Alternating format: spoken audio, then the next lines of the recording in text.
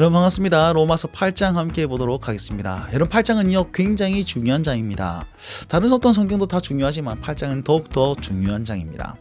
마틴 로이드 존스 목사님이란 분이 이렇게 설명했습니다. 세상에 많은 값진 것 중에 성경이 가장 귀한 보석한 것 같다.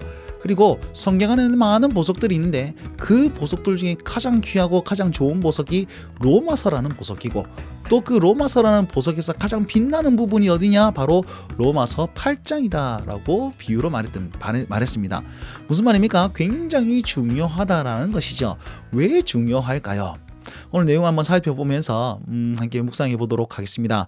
여러분 보시면 6장 7장 말씀을 기억하십니까? 사도 바울이 6장에서 뭐라고 그러냐면, 예수 그리스도와 함께 오직 믿음으로 말미암아서 의롭게 된 사람은 더 이상 죄를 지을 수 없는 존재가 되었습니다. 이렇게 얘기합니다. 7장에서 그러니까 당신도 죄 짓잖아요. 아 그렇죠. 나는 죄 짓습니다. 죄 못 짓는다면서요. 그것은 내가 육체를 입고 있기 때문입니다. 아직까지 육체를 입고 있기 때문에 죄의 어떤 본성들이 남아있어서 나는 마음으로서는 하나님의 법을 지키고 싶으나 죄의 법과 맨날 싸우는데 죄의 법이 이기더라. 오호라 나는 곤고한 사람이로다. 이 사망의 몸에서 누가 나를 건져낼 수 있을까라고 한탄하면서 7장을 마칩니다. 결국 우리는 딜레마에 빠진 거죠. 죄를 지을 수 없는 존재가 되었는데 여전히 죄를 짓고 있는 우리 모습 가운데 이제 어떻게 하면 나를 진짜 구원받은 사람으로서 살 수 있게 만들고 그런 존재로 만들 수 있을까? 라는 것에 해답을 8장이 하고 있는 겁니다. 네 가지로 나눌 수 있는데, 첫 번째 뭐냐면, 자, 이런 사망의 몸에서 누가 나를 건져낼 수 있습니까? 네, 하나님께서는 법을 바꾸심으로 그것을 행하셨습니다. 두 번째는요, 그 법을 바꾼 사람은 존재를 바꾸십니다. 양자로 삼으셔가지고 하나님의 아들, 딸로 바꾸십니다. 그럼 그 하나님의 아들들은 무엇을 행하느냐? 합력하여 선을 이루는 그런 사명자로 나아갑니다. 그럼 이런 관계가 언제까지 지속됩니까?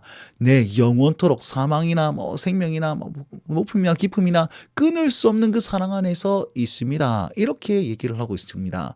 자, 이렇게 함으로써 여전히 죄를 짓고 있는 죄인이지만 하나님께서는 정죄받지 않는 자로 칭의해 하셔가지고 우리를 부르시고 사역자 삼으신다는 사실이 8장에 등장하고 있습니다. 자, 다른 거 다 까먹어도 요 요약은 꼭 기억하시면 좋겠고요. 자, 보시면 1절 말씀이 이렇게 얘기하고 있습니다. 그러므로 이제 그리스도 예수 안에 있는 자에게는 결코 뭐함이 없다고요? 정죄함이 없어. 죄를 지어도 누가 책망하거나 법으로 이제 잘못하게 심판하지 못한다는 것입니다. 어떻게 그렇게 됩니까? 생명의 성령의 법이 죄와 사망의 법에서 너희를 해방하였기 때문에 그것이 가능하다는 겁니다. 그래서 죄와 사망의 법이 우리를 어떻게 할 수가 없다라는 겁니다. 자, 지금 나는 여전히 죄를 짓고 있는 공고한 사람이긴 하지만 하나님께서는 법적으로 심판하지 못하는 이유, 법을 바꾸시기 때문이죠. 예전에는 죄와 사망의 법에 안에 있을 때는 그 법 안에서 야, 너 이거 안 지켰지 심판하고 뭐 어떻게 할 수 있었는데, 이제 생명의 성령의 법으로 말미암아 이제 율법이 아니라 하나님의 은혜의 법으로 말미암아서 육체를 입고 비록 죄를 짓고 있지만 그럼에도 불구하고 심판받지 아니하는 그런 존재로서 하나님께서는 바꾸어 주셨다라는 것입니다. 자, 이렇게 법이 바뀐 사람들은 행동도 바뀌어야 되겠죠. 자, 원래는 이 사람이 죄를 가지고 있었습니다. 죽을 수밖에 없었죠.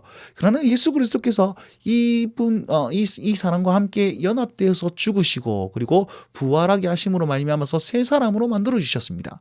죄와 사망의 법에서 심판받아 마땅한 그를 생명의 성령의 법으로 바꾸어 주셨다라는 것입니다. 자, 죄와 사망의 법에 있을 때는 육신을 따르는 자, 육신의 생각을 하고 하나님과 원수된 관계에서 사망에 이르게 되었지만, 이제 법이 바뀐 사람으로서 사는 방법은 어떤 방법이냐면 영을 따르고 영의 생각을 하고 하나님을 기쁘시게 가므로 생명과 평안을 누리는 자로 바뀌었다는 거예요. 자, 행동이 바뀌었습니다. 어떻게 그게 가능합니까? 내 안에 성령님께서 그 역할을 감당해 주시고 있다라는 것입니다.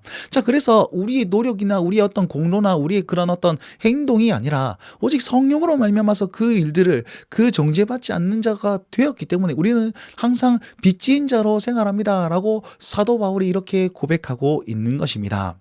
자, 요렇게 행동이 바뀐 자로서 살 수 있게 되었다라는 것이죠. 자, 그러면 행동만 바뀌면 되는 것입니까? 아니요. 이 행동이 바뀌고 이 법이 바뀐과 행동이 바뀌면 우리의 존재를 바꾸고 있습니다.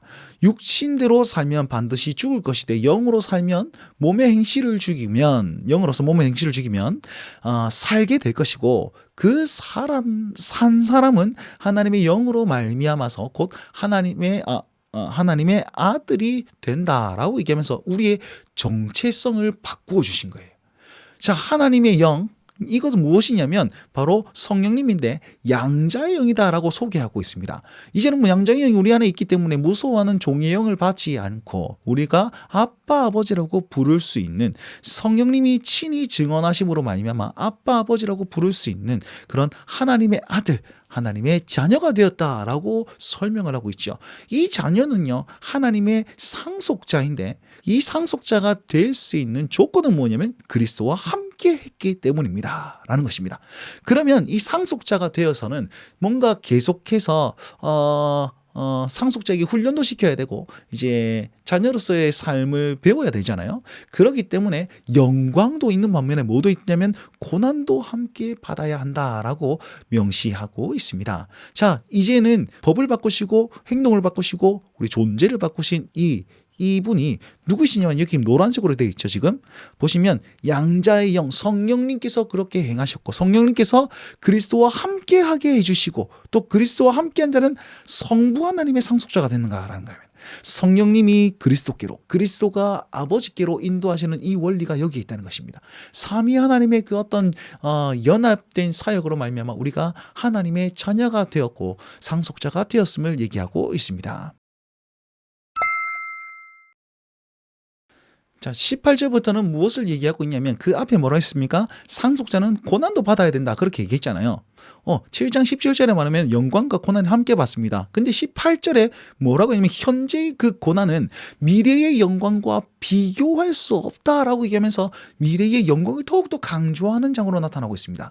자, 오늘 18절부터 26절까지는 세 가지의 탄식이 나타나는데요. 첫 번째는 피조물들이 탄식합니다. 두 번째, 신자들이 탄식하고 마지막으로 성령님께서 탄식하는 것이 나옵니다. 결론적으로 뭐냐면 모든 것이 합력하여 선을 이룬다라는 것인데 모든 것이 합력을 어떻게 합니까? 이 탄식들이 합력하여서 뭐가 된다고요? 하나님의 뜻, 선이 된다라는 것입니다. 피조물의 탄식을 한번 봅시다.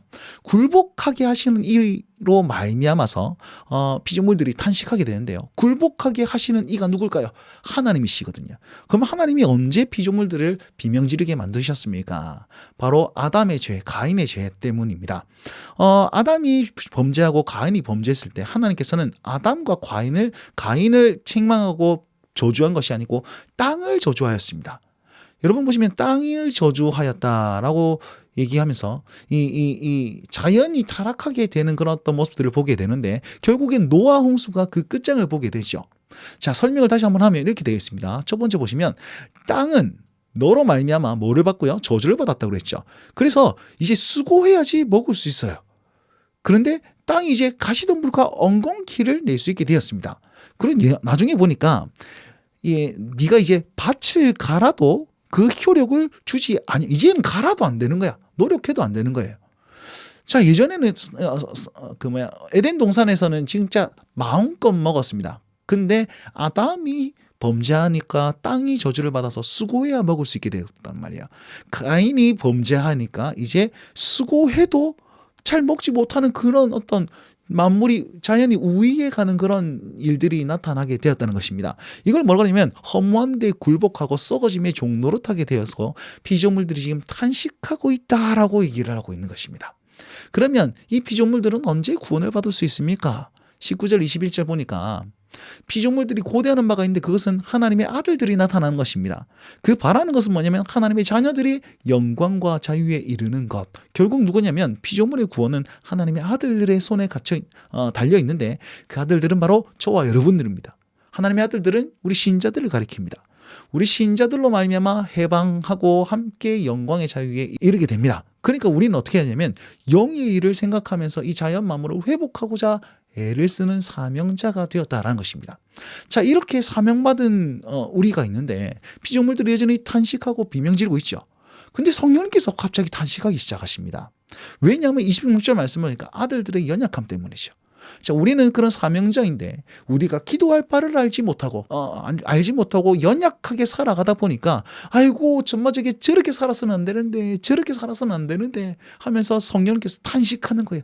탄식하면서 대신 간구합니다. 누구에게? 성부 하나님께. 하나님 정말 저래 놔두면 안 됩니다. 저래 놔두면 안 됩니다. 회복시키셔야 됩니다. 사랑하시고 죄 지을 때 저래 놔두시면 회개케 하셔야 됩니다. 돌이켜 주셔야 합니다. 그 탄식을 하고 있는 겁니다. 그러니까 하나님께서는 그 성령님의 탄식을 듣고 우리를 신자가 신자답게 만들 수 있도록 역사하시고 또 성령님은 여전히 우리의 회복을 위해서 탄식하고 계십니다. 마지막 탄식, 신자들의 탄식이 주어지는데요. 신자들은 어떤 탄식합니까? 아이고 되라 살기 힘들다 이런 탄식이 아닙니다. 이런 탄식이 아니라 성령님의 탄식과 동일합니다. 보세요. 피조물들이 지금 탄식하고 있습니다. 그죠? 비명 지르고 있습니다. 신자들이 필요한데 신자들이 연약해서 성령님께서 탄식하고 있습니다. 그러니까 신자들이 함께 탄식하기 시작하는 거예요. 자, 그러면서 소망을 바라고 참음을 기다린다 이렇게 얘기하고 있습니다. 자, 성령님께서 지금 탄식하고 있는데 어디에서 탄식하고 계실까요? 저 눈에 안 보이는 저 하늘 위에서 우리를 물끄러미 쳐다보면서 아이고 되라 그러면 안 되는데 이러고 계실까요? 아니요. 그리스도와 연합된 우리에게는 이미 성령님께서 내주하고 계십니다. 내 안에서 성령님께서 나의 연약함을 두고 탄식하니까 내가 나의 연약함을 확인하게 되는 것이죠. 그리고 내가 연약함을 확인하고 세상을 딱 보니까 세상이 비명 지르는 모습을 보게 되는 겁니다. 성령님의 탄식이 나의 탄식이 되어서 내가 이렇게 살아서는 안 되는데 라고 회개하면서 또 사명자로 나아가게 되는 거죠. 이 탄식이 이해가 됩니까? 그래서 이렇게 얘기하고 있습니다. 피조물이 다 함께 탄식하며 또 함께 고통을 겪고 있는 것을 우리가 아느니라 이렇게 얘기하고 있죠. 그리고 우리 속으로도 탄식하고 있다라고 얘기하고 있잖아요. 이 말이 그리고 성령의 처음 익은 열매 받은 우리, 자, 성령님을 통해서 우리가 속으로 탄식하고 있다라고 고백하고 있지 않습니까? 그러면서 뭐라고 그럽니까? 우리도 그 속량의 때, 해방의 때를 기다리고 있다라고 고백하고 있습니다. 자, 그렇게 모든 부분 피조물의 탄식과 성령님의 탄식과 우리의 탄식이 하나님을 사랑하는 자, 꼭 그 뜻대로 부르심을 입은 자를 통해서 모든 것이 합력하여 선을 이룬다라고 말씀하고 있는데, 이 하나님을 사랑하는 자, 뜻대로 부르심을 입은 자들은 누굽니까?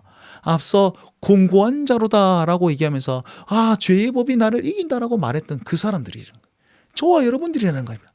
아직 죄를 짓고 있지만 내 안에서 하나님의 법으로 말미암아 이기려고 아둥바둥하는 그런 사람들을 통해서 모든 것이 합력하여 선을 이룹니다. 자, 모든 것이 합력하여서 어떻게 하면 만듭니까? 신자를 신자답게 만들고, 선이란 무엇입니까? 만물을 새롭게 하고 만물을 회복케 하는 하나님의 그 뜻을 말씀하고 있는 것입니다. 이렇게 사는 것이 우리 신자들이라는 사실이시요. 이후에 29절부터 39절 말씀은 우리가 넉넉히 이기는 이유에 대해서 얘기를 하고 있는데, 보시면 자, 그 뜻대로 부르심을 입은 자들, 하나님을 사랑하는 자들을 미리 하신 자들이다라고 설명하고 있습니다. 자, 알다라는 것은 뭐냐면 교제적인 그런 부분이거든요. 하나님과 미리 교제하는 그런 사람들, 예수님의 형상으로 본받게 된 그런 사람들, 창세진 우리를 택하시고 자기 백성 삼으신 하나님을 정말 잘 알고 하나님과 인격적인 교제, 사랑을 나누는 그 사람들이 하나님을 사랑하는 자, 부르심을 입은 자, 저와 여러분들이라는 것입니다. 그들을 미리 정하시고 부르시고 또 의롭다 하시고 영화롭게 하심으로 말미암아서 하나님의 합력하여 선을 이루게 만드는 그런 동력자로 우리를 삼아 주셨다라는 것입니다. 자, 성부 하나님께서는 아들을 내어주시기까지 모든 것을 주시는 분이시죠. 그러면서 우리를 의롭다고 칭의하셨습니다. 정죄하지 않으셨습니다. 1절 말씀, 이제는 더 이상 결코 정죄함이 없게 만들어 주셨습니다. 예수 그리스도는요, 죽으시고 다시 사시고 보좌 우편에서 우리를 위해서 계속 간구하심으로써 지금도 역사하고 구원을 이루시고 지금도 역사하고 계십니다. 자, 이런 성부 하나님과 이 성자 예수님, 그분의 그런 공로와 그분의 그런 어떤 사역들이 있기에 누가 우리를 대적하리요, 누가 고발하리요, 누가 정죄하리요, 누가 이 사랑에서 끊으리요라고 사도 바울이 담대하게 얘기를 하고 있는 것입니다. 우리는 아직 연약하나 이분이 든든하게 이렇게 사역하고 계시니까 누가 자, 오호라 이 이 사망의 몸에서 누가 나를 건져내라 라는 그런 고백이 이제는 누가 대적하며 누가 고발하며 누가 정죄하며 아무도 할 수 없다라는 강한 확신으로 얘기할 수 있게 되는 것입니다. 자, 믿음이 이게 가능하게 한다는 것입니다. 환난이나 공고나 박해나 기근이나 적신이나 그리고 위험이나 칼이나 라고 얘기하고 있습니다. 이건 다 설명하려면 참 어렵습니다. 뭐 환난, 공고, 박해, 뭐 배고픔, 기근, 뭐 이렇게 적신은 부끄럽게 만드는 것, 그다음에 위험, 그다음에 전쟁, 칼 이런 모든 것들이 무력 이런 것들이 가능한 한 모든 현재의 고통, 과거의 고통, 미래의 모든 고통들을 다 상징하는 것입니다. 다 설명하면 뭐 시간이 가기 때문에 가능한 한 모든 고통 가운데서 우리는 이 모든 일에 우리를 사랑하시는 이로 말미암아 넉넉히 이긴다라고 얘기를 하고 있지요. 그분 우리를 사랑하시는 그분이 얼마만큼 어떻게 사랑하십니까? 사망이나 생명이나 천사들이나 권세자들이나 현재일이나 장래일이나 높음이나 깊음이나 어떤 피조물이라도 이 세상 전부 영적인 것이든 육적인 것이든 모든 것을 다 포함하여서 우리를 우리 주 예수 그리스도 안에 있는 하나님의 사랑에서 뭐 할 수 없느니라 끊을 수 없으리라 라고 얘기를 하고 있습니다. 자, 이 끊을 수 없는 사랑을 받았으니 우리 아직 연약할지라도 그분의 공로로 합력하여 선을 이루며 내가 자녀 되었어요. 법을 바꾸심으로 말미암아 우리를 구원해 주신 우리를 정죄하지 않으시는 그 주님 앞에 우리는 법이 바뀐 자로 담대하게 나아가야 될 줄 믿으시면서 8장을 마무리하도록 하겠습니다.